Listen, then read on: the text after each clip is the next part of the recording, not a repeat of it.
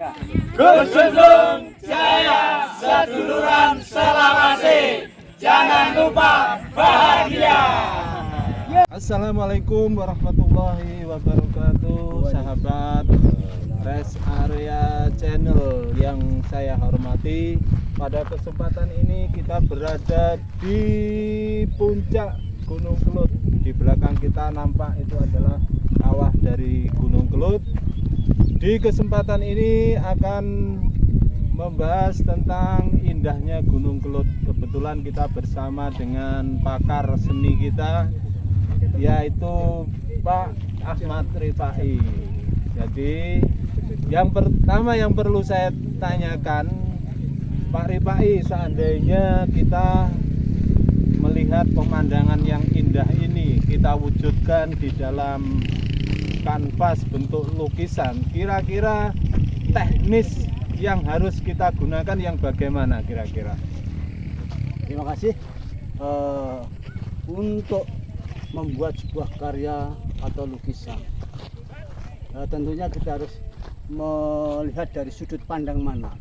Jadi dalam sebuah misal seperti ini, kita harus melihat dalam satu titik dulu sebagai center of interest-nya. Sesuatu itu, soal karya itu berasal dari sebuah titik yang selalu baru kita kembangkan menjadi sebuah garis, menjadi sebuah bentuk objek atau benda, sehingga dengan garis itu akan melahirkan suatu bentuk-bentuk yang indah seperti yang kita lihat sekarang ini.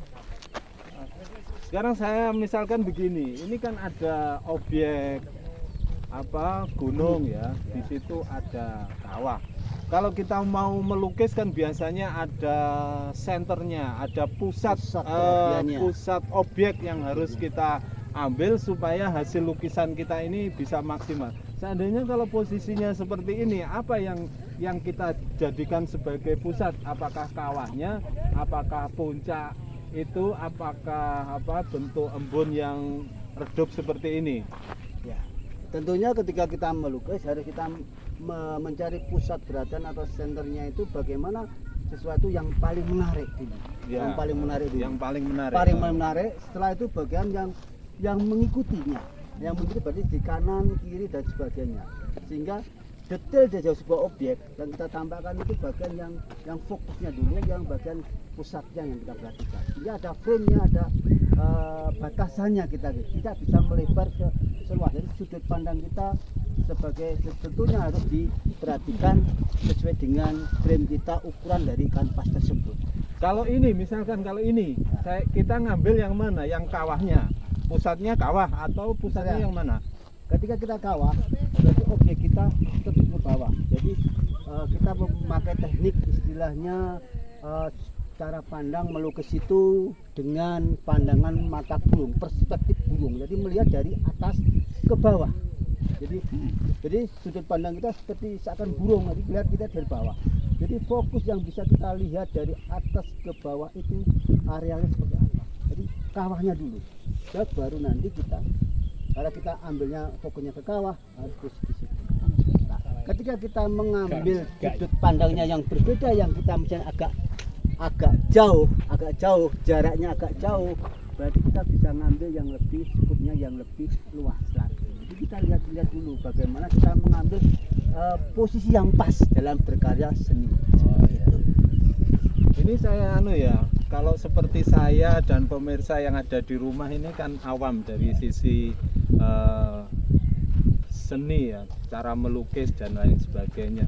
Berarti kan kita pakai ini senternya adalah kawah ya. Kawah dulu. Kita tentukan kawah. Apakah kawah ini kalau kita punya frame ukuran lukisan itu posisinya harus di tengah-tengah lukisan atau bisa juga di samping?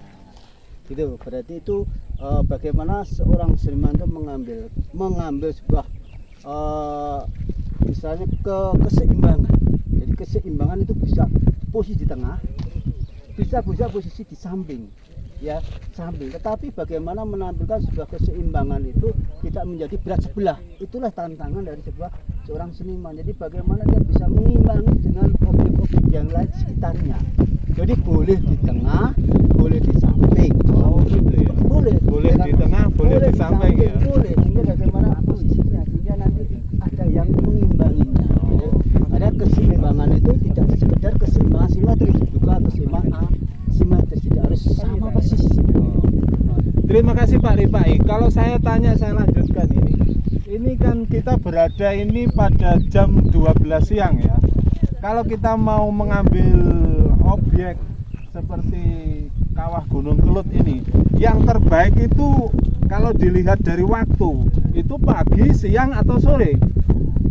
Karena posisi kita kan sinar matahari, karena kita kebetulan ini berkabut atau kita awannya tidak turun, sehingga pencahayaannya harus kita pertimbangkan.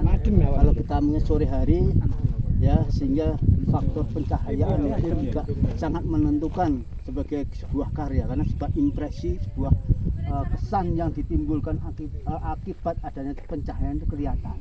Kalau posisinya pas mendung seperti ini, akhirnya kita harus bagaimana mensiasati supaya pencahayaan itu betul-betul menjadi suatu hal yang baik. Oh, berarti faktor pencahayaan itu menentukan. Oh ya, faktor pencahayaan itu menentukan ya. Sehingga momen-momen menjelang terbitnya matahari atau tenggelamnya matahari itu momen-momen terbaik ya kira-kira. Oh, misalnya pelukis Indonesia Avandi kan bagaimana kemampuan menangkap cahaya sehingga secepat mungkin bisa mengekspresikan diri untuk menangkap sebuah pencahayaan yang ditimbulkan.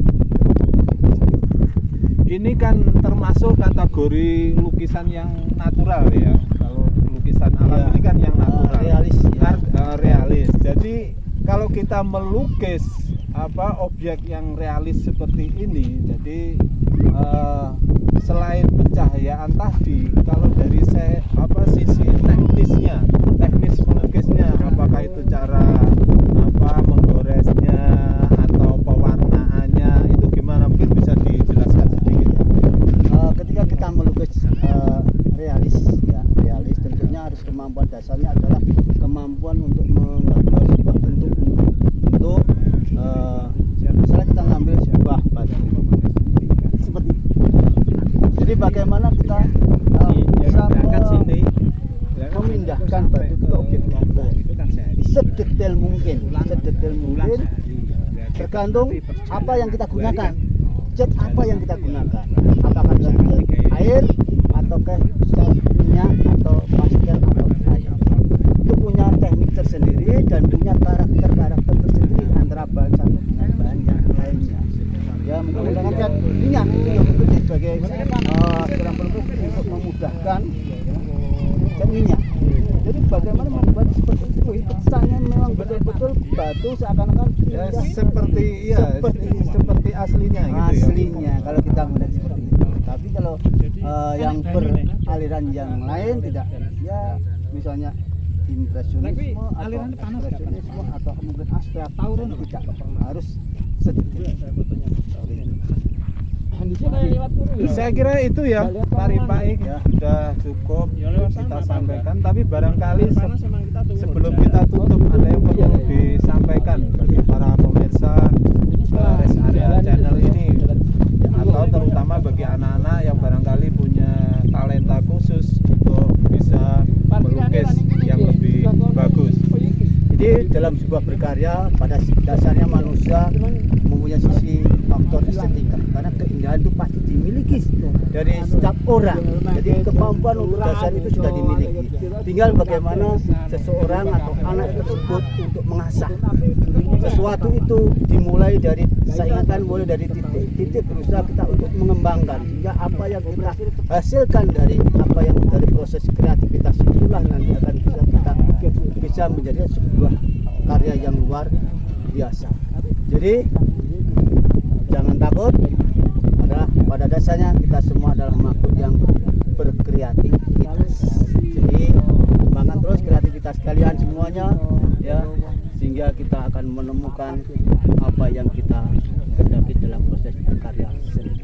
Terima kasih Pak Ripai atas pengetahuan yang diberikan kepada semua pemirsa yang ada di Rest Area Channel ini. Saya mohon untuk bantu channel ini untuk like, share, comment, and subscribe. Assalamualaikum warahmatullahi wabarakatuh. Waalaikumsalam warahmatullahi wabarakatuh. Jangan lupa like, share, comment, and subscribe.